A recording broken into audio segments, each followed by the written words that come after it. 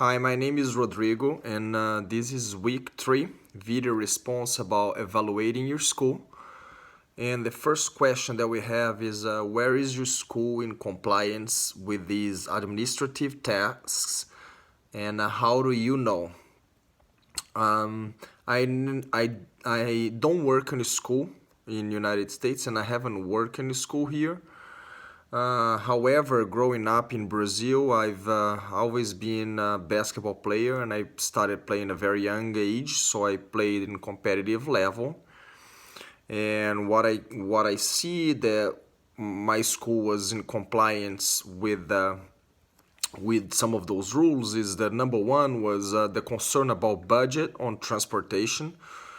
So if we had a game that it wasn't in within the 25 miles range, it was a farther game. A lot of times we had to share the transportation with other sports like volleyball or the swim team. Um, and I had very vivid memories from the past on these trips, especially the ones outside the state, because that was the main important thing on building a team bond. So I still remember until today. I'm 40 years old. Some of those trips that we took with the teammates. The number two that we had in common was the officials. The athletic administrator had to schedule officials for the competitions, for the main competitions, and so also a lot of times since they're already paying the fee for the referee, they will take advantage on that and have other games going on at the same day. Usually that would be on weekend days as well. The second question is where is your school out of compliance with these administrative tasks, and what steps can you take to resolve these issues? Well, another one, it was a very different time than today, so I believe we didn't have as many issues with liability like we have today.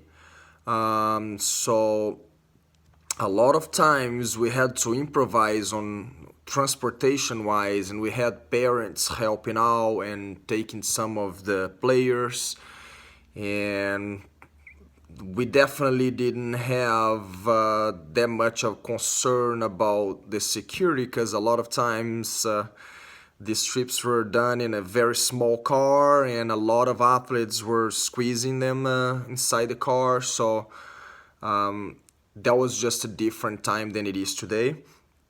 I found it very interesting that also the scheduling was like the athletic administrator on a video says that the scheduling was done in a piece of paper. And growing up, I was part of that. I was part of that reality, and I found it interesting. And if I'm teaching on a school today, you have the help of apps on your phone, like they mentioned the Star Schedule, where parents can find out what time is the game is gonna be, which school the game is gonna be, what time the transportation is leaving.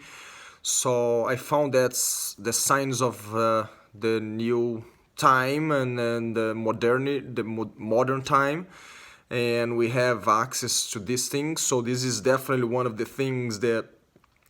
steps that I would take to try to resolve these issues. Also, what we had before, but I don't think it was like today, was when scheduling a facility, we had to make sure the place was safe, the place had a security, and also the place had access to other members of community. And so those were the issues and the steps that I would be more concerned today, especially because liability is been a big issue, and there are other important things as well. Thank you.